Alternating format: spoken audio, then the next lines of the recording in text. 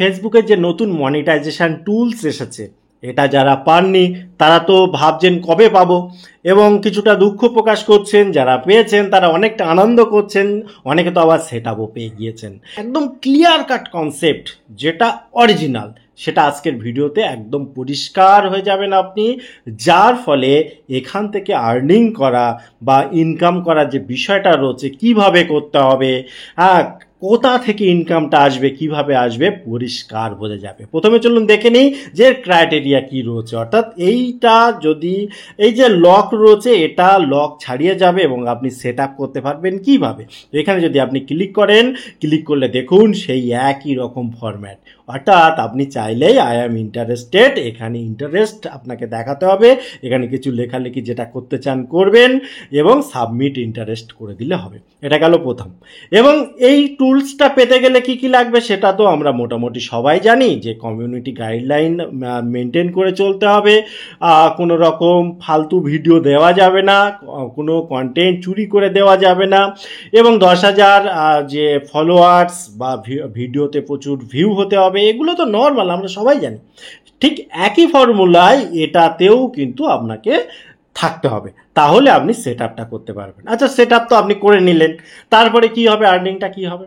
দেখুন, set up যখন আপনি করতে চাইবেন তখন আপনাকে দুটো তিনটে প্রসেস আছে, আপনার ফোন নাম্বার, ইমেল, এবং এগুলো দিয়ে মোটামুটি সেট আপ হয়ে যাবে। তারপরে আপনাকে দিতে হবে যে আপনি একটা ভিডিও কাউকে দেবেন, তার পরিবর্তে কতটা মানে টাকা আপনি চাইছেন। হ্যাঁ, এখানে একটু ক্লিয়ার করে বলে দিই। ধরুন বিষয়টা কি, এখানে আপনি আপনার যে ভিডিও সেটা আলাদাভাবে আপনার যে ফ্যান ফলোয়ার্সরা রয়েছে তাদেরকে বিক্রি করতে পারেন। বাংলা কথা, বিক্রি করতে পারেন কেমনভাবে? ধরুন আপনার কোনো একটা ফলোয়ার্স বা অন্য কেউ একজন, সে তার জন্মদিনে একটা ভিডিও বানাবে বলে বা একটা রিলস বানাবে বলে আপনাকে বললো। সে হয়তো ভালোভাবে পারে না, তো আপনি খুব ভালো ক্রিয়েটার, আপনার দিয়ে করাতে চাইছে। ব্যাপারটা বোঝা গেল? খুব ইজিভাবে বলছে কিন্তু। যেমন আমরা বিয়ে বাড়িতে কি করি, প্রফেশনাল ফটোগ্রাফার দিয়ে ছবি তোলাই, ভিডিওগ্রাফারদের দিয়ে ভিডিও করাই।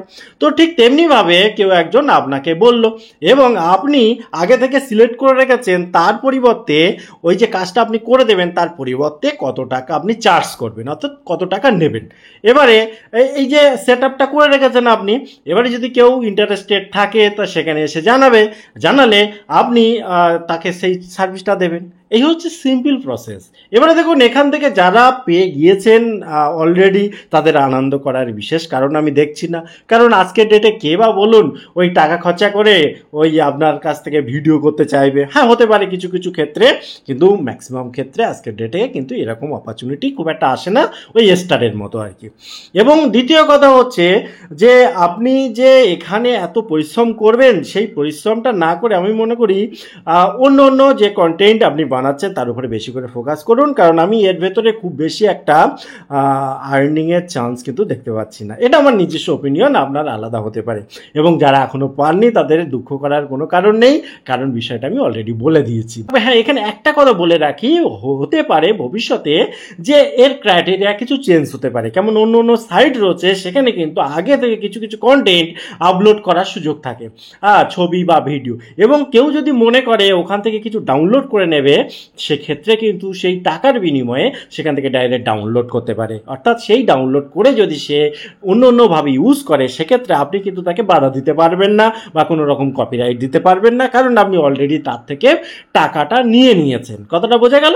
তো এরকম প্ল্যাটফর্ম, এবারে আপনি বুঝেই গিয়েছেন টোটাল ইনফরমেশনটা, এটা আমি বিশ্বাস করি। তারপরও যদি কোনো কিছু বুঝতে অসুবিধা হয় অবশ্যই একটা কমেন্ট করে রাখুন।